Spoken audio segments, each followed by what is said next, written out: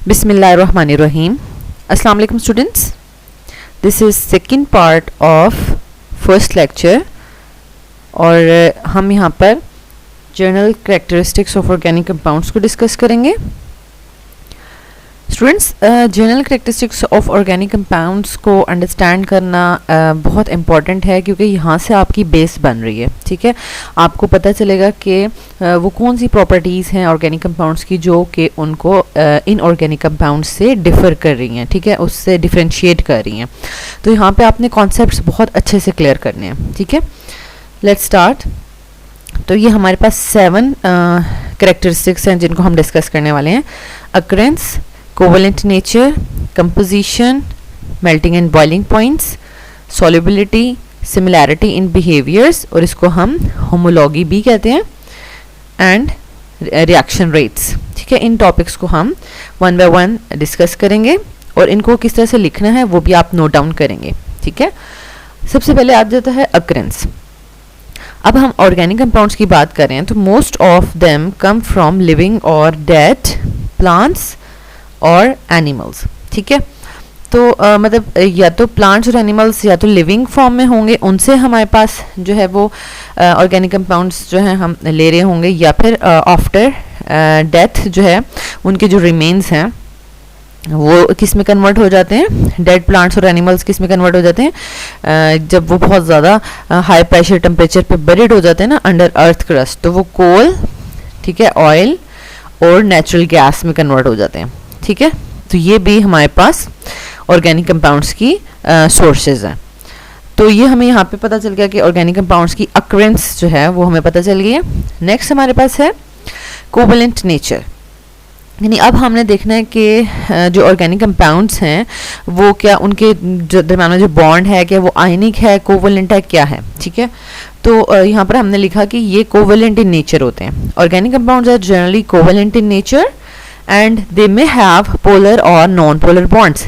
अब कोवेलेंट का क्या मतलब है, इसका थोड़ा सा आप आयनिक और कोवेलेंट बॉन्ड्स का कॉन्सेप्ट पहले क्लासेस में ले चुके हैं कि जब क्या होगा, एक एटम जैसे सोडियम क्लोराइड है, ठीक है, उसमें सोडियम जो है वो अपना एक इलेक्ट्रॉन ट्रांसफ़र कर देता है क्लोरीन को, तो पूरा कंप्लीट ट्रांसफ़र ऑफ इलेक्ट्रॉन से हमारे पास जो है वो आयनिक बॉन्ड बनता है. ठीक है, लेकिन वो कब आयनिक बॉन्ड क्यों बनेगा, इसलिए कि क्लोरीन की इलेक्ट्रोनेगेटिविटी यानी इलेक्ट्रॉन को अट्रैक्ट करने की एबिलिटी बहुत ज़्यादा थी और जो सोडियम है वो इलेक्ट्रॉन देने की ज़्यादा एबिलिटी रखता था, तो इलेक्ट्रॉन कम्प्लीटली ट्रांसफ़र हो गया.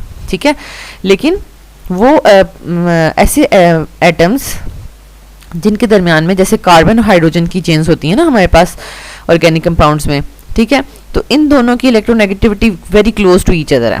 ठीक है, यानी अगर हम देखें तो हमारे पास कार्बन की इलेक्ट्रोनेगेटिविटी 2.5 है ऑलमोस्ट, और हाइड्रोजन की 2.1 है.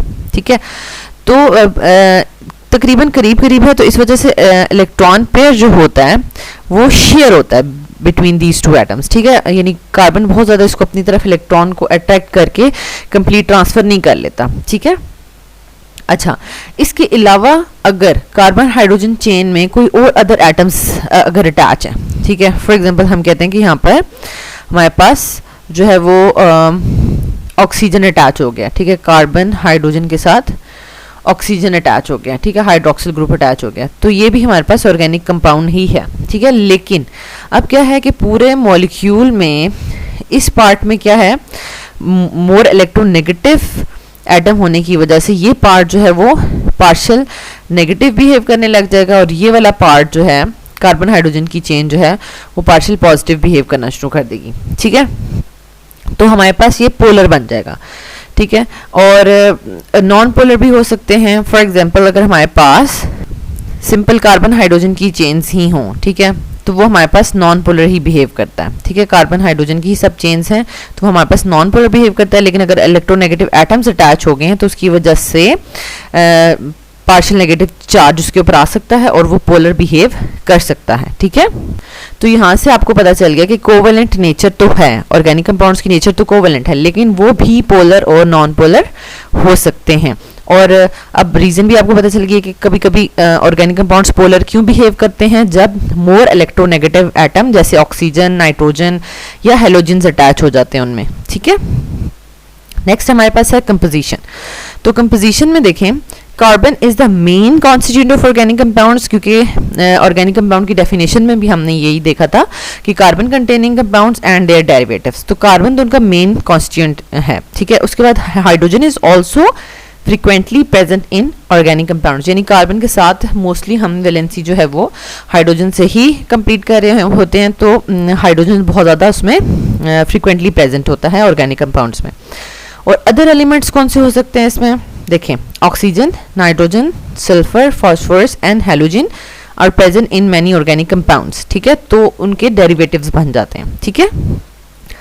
तो यही हमारे पास कंपोजिशन है, यानी इन्हीं मेन कार्बन, हाइड्रोजन और इन अदर एटम्स की वजह से, एलिमेंट्स की वजह से हमारे पास ऑर्गेनिक कंपाउंड्स जो हैं वो एग्जिस्ट कर रहे हैं, यही कंपोजिशन होगी उनकी। नेक्स्ट हमारे पास प्रॉपर्टी है मेल्टिंग एंड बॉइलिंग पॉइंट्स, ठीक है। Generally organic compounds are volatile, ठीक है। वोलेटाइल वो होंगे, वोलेटाइल का मतलब क्या है आप वो पहले अंडरस्टैंड कर लें, ठीक है, कि जो बहुत ज़्यादा जल्दी अगर लिक्विड फॉर्म में है ना, ठीक है, तो बहुत ज़्यादा रूम टेम्परेचर पे ही वो वेपर्स में कन्वर्ट हो रहे हैं, ठीक है। तो आपने देखा होगा ये मतलब आपने डेली लाइफ में ये चीज़ ऑब्जर्व की होगी कि आप पेट्रोल जो लेते हो, ठीक है, वो बॉटल में आप अगर डाल रहे हो तो उसको बंद करके रखते हो, ठीक है, क्योंकि अगर उसका आपने टैप ओपन कर दिया, ठीक है, वो उसका ढक्कन आपने उतार के रखा हुआ है, तो आपको थोड़ी देर के बाद पेट्रोल नज़र नहीं आएगा इसमें, क्योंकि पेट्रोल हमारे पास क्या ऑर्गेनिक कंपाउंड है और वो बहुत ज़्यादा वोलेटाइल है कि वो रूम टेम्परेचर पर भी सारा का सारा जो है वो वेपर्स में कन्वर्ट होके इवेपोरेट हो जाएगा, ठीक है। अच्छा, तो ये बहुत ज़्यादा वोलेटाइल होते हैं, so they have low melting and boiling points, ठीक है। अब मोस्टली हम यही कहते हैं अब कि जो कार्बन हाइड्रोजन की जो चेन्स होती हैं, सिंपल कार्बन हाइड्रोजन की जो चेन्स होती हैं, ठीक है, वो नॉन पोलर होती हैं। क्या होती हैं? Non polar. तो एक नॉन पोलर चेन दूसरी नॉन पोलर चेन को बहुत वीक फोर्स से अट्रैक्ट कर रही होती है, ठीक है। तो ये अभी आप आगे भी जाके थोड़ा डिटेल में पढ़ेंगे, लेकिन ये फर्स्ट ईयर में आप थोड़ा डिटेल में पढ़ेंगे कि नॉन पोलर के दरमियान में जो है कौन सी फोर्सेस होती हैं, पोलर मॉलिक्यूल्स के दरमियान में कौन सी फोर्सेस होती हैं, ठीक है। लेकिन यहाँ तक आप ये सिर्फ देख लें कि जो नॉन पोलर मॉलिक्यूल्स होते हैं वो आपस में बहुत वीक फोर्स से जुड़े होते हैं, तो इसलिए वो इजीली क्या हो जाती हैं, ये वीक फोर्सेस ब्रेक हो जाती हैं, वो इजीली जो है वो इवेपोरेट हो सकते हैं, ठीक है। तो या मतलब अगर आप उसको टेम्परेचर दें तो वो मेल्ट हो सकते हैं, अगर सॉलिड में है तो मेल्ट हो जाएगा और लिक्विड में है तो एकदम से बॉयल होके और या इवेपोरेट हो जाएगा, ठीक है। यानी उनकी जो फोर्सेस हैं, फोर्स ऑफ अट्रैक्शन, वो बहुत ज़्यादा वीक हैं। नेक्स्ट पॉइंट है हमारे पास सॉल्युबिलिटी। सॉल्युबिलिटी में हमारे पास देखें non polar organic compounds are, अब क्योंकि ऑर्गेनिक कंपाउंड्स आपको पता है दो तरीके के होते हैं, ठीक है, तो हम दोनों की बात करेंगे, एक नॉन पोलर होंगे और एक पोलर होंगे, ठीक है। तो non polar organic compounds are soluble in non polar solvents. अब ये नॉन पोलर जैसे होता है ना, लाइक डिजोल्व लाइक, ठीक है, ये आपने सुना होगा, लाइक डिजोल्व लाइक, ठीक है। तो अब इसमें क्या होता है कि नॉन पोलर अगर ऑर्गेनिक कंपाउंड है तो वो नॉन पोलर सॉल्वेंट्स में डिसॉल्व होगा, और अगर पोलर है तो वो पोलर सॉल्वेंट्स में डिसॉल्व होगा। तो ये आपको याद रखना है कि नॉन पोलर सॉल्वेंट्स कौन से हैं, ईथर है, ठीक है, बेंजीन है, कार्बन डाइसल्फाइड है, और polar organic compounds are soluble in polar solvents like methyl alcohol, ethyl alcohol etcetera. अब स्टूडेंट्स साथ साथ नोट्स मेकिंग या पेपर अटेम्पटेशन टेक्निक्स भी देखते जाएं कि देखिए मैंने स्टार्ट में नॉन पोलर ऑर्गेनिक कंपाउंड्स और फिर स्टार के साथ बताया कि वो नॉन पोलर सॉल्वेंट्स में जो है वो प्रेजेंट है, और साथ ब्रैकेट में मैंने लिख दिया, मतलब अब हम नॉन पोलर सॉल्वेंट्स की अलग से हेडिंग दे के एग्जाम्पल हम नहीं लिख रहे, हमने बस ब्रैकेट में बता दिया कि कौन से हैं नॉन पोलर सॉल्वेंट्स, ठीक है। इसी तरीके से सेकंड पॉइंट भी उसी जो है पैटर्न को फॉलो करते हुए लिखा गया, ठीक है। तो ये टेक्निक्स होती हैं पेपर अटेम्पटेशन, इनको भी नोट किया करें। नेक्स्ट हमारे पास है similarity in behaviours, that is homology. There exist a close relationship between different organic compounds, ठीक है। अब वो कौन कौन से ऑर्गेनिक कंपाउंड्स हैं जिनका आपस में क्लोज रिलेशनशिप एग्जिस्ट करता है। This similarity in behaviour has made the study of millions of organic compounds easier, ठीक है। अब फॉर एग्जांपल आप सोचें कि यहाँ पर हमारे पास वैसे सपोज करें 100 ऑर्गेनिक कंपाउंड्स हैं और आपसे कहा जाए कि इनकी प्रॉपर्टीज़ को स्टडी करें, तो आप पूरे 100 कंपाउंड्स को अलग अलग अलग स्टडी करेंगे तो आपको कितनी ज़्यादा स्टडी करनी पड़ेगी, ठीक है। हर कंपाउंड को अलग अलग देखेंगे, उसके रिएक्शंस देखेंगे, मेल्टिंग बॉइलिंग पॉइंट्स चेक करेंगे। लेकिन अगर ऐसा हो जाए कि अगर हम कहेंगे इनमें से जो 50 है ना, 50 वो उनमें एक जैसा ग्रुप प्रेजेंट है, ठीक है, सब अल्कोहल्स के हैं, ठीक है, और दूसरे जो हैं वो हैलोजेंस उसमें प्रेजेंट है, ठीक है, वो एक जैसे हैं, तो इसका मतलब है कि आप अगर इस ग्रुप में से एक या दो मॉलिक्यूल्स को स्टडी कर देंगे, कंपाउंड्स को स्टडी कर देंगे, तो बाकी सब भी वैसे ही बिहेव कर रहे होंगे। अगर इनमें से एक या दो को स्टडी कर लेंगे तो बाकी सब भी वैसा ही बिहेव कर रहे होंगे, ठीक है, अगर इनके दरमियान में कोई क्लोज रिलेशनशिप एग्जिस्ट कर रहा है। तो अब वो क्लोज रिलेशनशिप है क्या, ठीक है। अब यहाँ पर देखें, क्लोज रिलेशनशिप की वजह से study of million of organic compounds easy हो गई है और इनको हम क्लासीफाई कर सकते हैं इनटू फ्यू फैमिलीज। अब वो फैमिलीज कैसे बनी वो देखें। A series of related compounds in which any two adjacent molecules differ by CH2 group is called homologous series। अब स्टूडेंट्स अभी आप फर्स्ट टाइम homologous series के बारे में पढ़ रहे हो, तो आपको होमोलोगस सीरीज को अंडरस्टैंड करना बहुत ज़रूरी है, ठीक है। इसको मैं आपको बताती हूँ। यहाँ पर पहले हम इसको अंडरस्टैंड कर लेते हैं, फिर डेफिनेशन को दोबारा देखेंगे। अभी हम सबसे बेसिक जो ऑर्गेनिक कंपाउंड की क्लास है अल्केन, ठीक है, उसकी हम बात करते हैं। अल्केन का फर्स्ट मेंबर मीथेन होता है, ठीक है।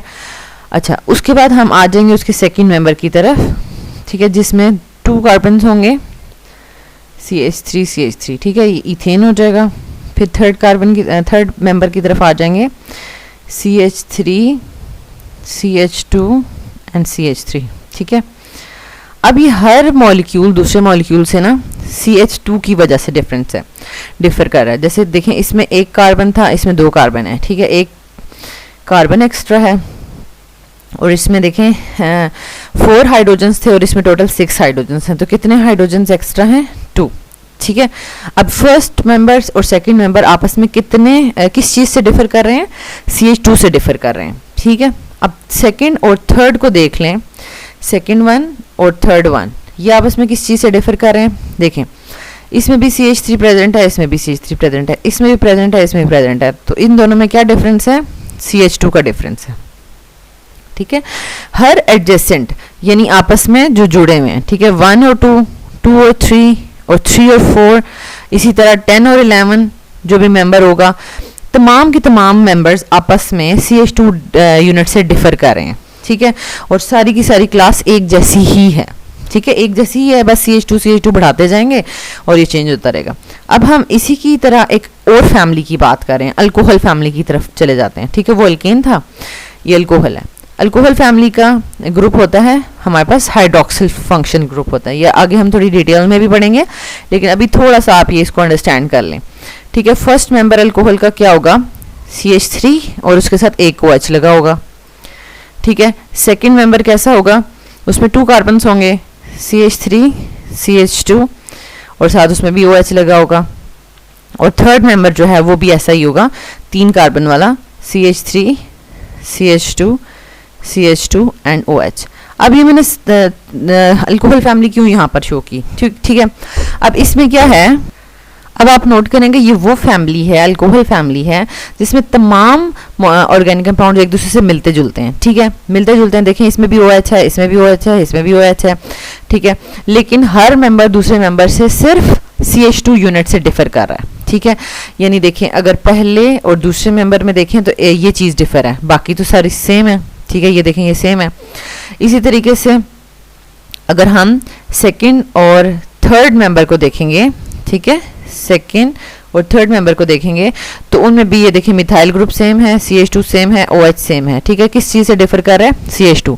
मतलब ऐसे तमाम ऑर्गेनिक कंपाउंड्स जो एक दूसरे से बिल्कुल मिलते जुलते हों, जस्ट उनमें सिर्फ किस चीज़ का डिफरेंस हो, CH2 का डिफरेंस हो, तो वो एक सीरीज बनाते हैं और उस सीरीज को हम कहते हैं होमोलोगस सीरीज, ठीक है। होमोलोगस सीरीज में क्या होगा, हमें बड़ा आसान हो जाएगा अगर इस होमोलोगस सीरीज में, जैसे मैंने अभी ये 3 लिखे हैं, इसमें हो सकता है 100 मॉलिक्यूल एक ही सीरीज में आ जाए, ठीक है।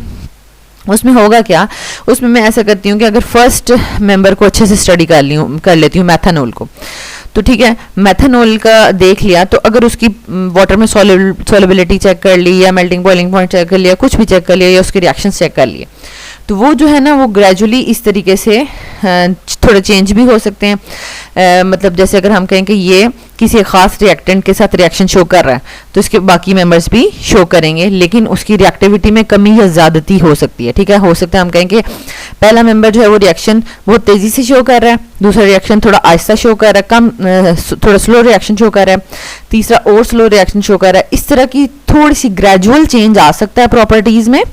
ठीक है, लेकिन उससे मिलती जुलती ही प्रॉपर्टीज होंगी। ठीक है, तमाम ग्रुप की एक दूसरे से मिलती जुलती प्रॉपर्टीज ही होती हैं, लेकिन प्रॉपर्टीज में इंक्रीज या डिक्रीज आ सकता है। ठीक है, तो इस तरह से होमोलोगस सीरीज की वजह से उनका एक दूसरे के साथ रिलेशनशिप जो है वो एग्जिस्ट करता है और उनको स्टडी करना बहुत आसान होता है। तो यहाँ तक आपको आई होप सो कि होमोलोगस सीरीज का कॉन्सेप्ट समझ आ गया होगा कि होमोलोगस सीरीज में हमें यही बताना चाह रहे हैं कि हमने most of the organic compounds को फैमिलीज में जो है वो क्लासीफाई किया है और वो आपस में बिल्कुल जो है वो रिलेट कर रहे होते हैं, जस्ट वो आपस में एडजेसेंट मॉलिक्यूल CH2 ग्रुप से डिफर कर रहे होते हैं। तो उन तमाम मॉलिक्यूल्स को हम एक ही फैमिली में रख देते हैं। ठीक है, तो ये वाला पॉइंट हमें ये बता रहा है कि होमोलॉगी की वजह से बहुत से ऑर्गेनिक कंपाउंड्स का आपस में बिहेवियर सिमिलर होता है। ठीक है, ये एक कैरेक्टरिस्टिक है उनकी जो कि इनऑर्गेनिक कंपाउंड्स में एग्जिस्ट नहीं करती ये प्रॉपर्टी। ठीक हो गया। नेक्स्ट हमारे पास 7th और लास्ट पॉइंट है रिएक्शन रेट्स।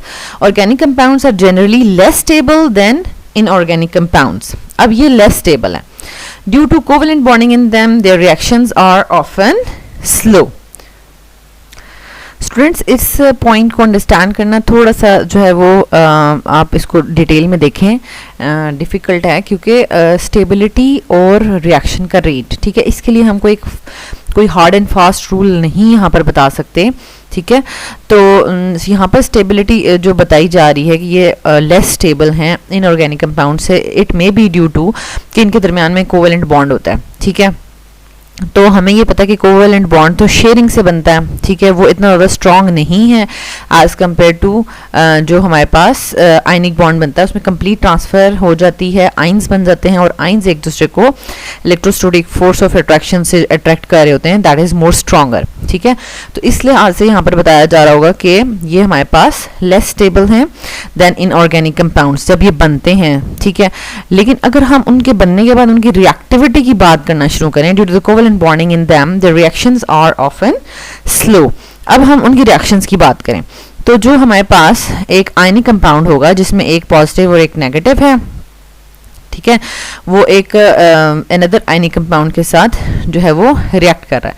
तो जब आप इनको वाटर में डालेंगे तो ये ऑलरेडी आइंस में कन्वर्ट हो जाएंगे, सब आइंस में कन्वर्ट हो जाएंगे। ठीक है, इस तरीके से अब क्या होगा, रिएक्शन रेट फास्ट होगा आयनिक कंपाउंड्स का, क्योंकि ये ऑलरेडी आइंस में आ चुके हैं और एक मॉलिक्यूल का पॉजिटिव दूसरे के नेगेटिव को अट्रैक्ट कर लेगा और एक दूसरे का पॉजिटिव दूसरे के नेगेटिव को अट्रैक्ट कर लेगा और बड़ा फास्ट सा रिएक्शन शो हो जाएगा। लेकिन अगर हम बात करें ऑर्गेनिक कंपाउंड्स की तो ऑर्गेनिक कंपाउंड्स में कोई इस तरह से पोलैरिटी नहीं होती। ठीक है, तो उनके ये कोवेलेंट बॉन्ड्स को ब्रेक करना, जब हम इसको किसी दूसरे कोवेलेंट कंपाउंड के साथ जो है वो रिएक्ट करवा रहे हैं, थोड़ा डिफिकल्ट टास्क है क्योंकि वहाँ पे कोई आइंस नहीं होते। तो पहले जो है हम कोई ना कोई टेम्परेचर वगैरह देकर कैटलिस्ट की हेल्प से इनका ये बॉन्ड ब्रेक करेंगे और फिर जो है वो प्रोडक्ट बनेगी। तो इस वजह से इनके रिएक्शंस जो हैं वो स्लो होते हैं। तो यहाँ पे आप कोई जर्नल कंक्लूजन नहीं निकाल सकते कि तमाम ऑर्गेनिक कंपाउंड स्टेबल होते हैं या इनऑर्गेनिक कंपाउंड्स जो है स्टेबल हैं, कौन ज़्यादा स्टेबल है, ये जनरली जो है वो नहीं बताया जा सकता। ठीक है, फॉर एग्जाम्पल एक बेंजीन है, बेंजीन एक ऑर्गेनिक कंपाउंड है। ठीक है, तो वो बहुत ज़्यादा स्टेबल बिहेव करता है, बहुत ज़्यादा जल्दी रिएक्शन भी शो नहीं करता।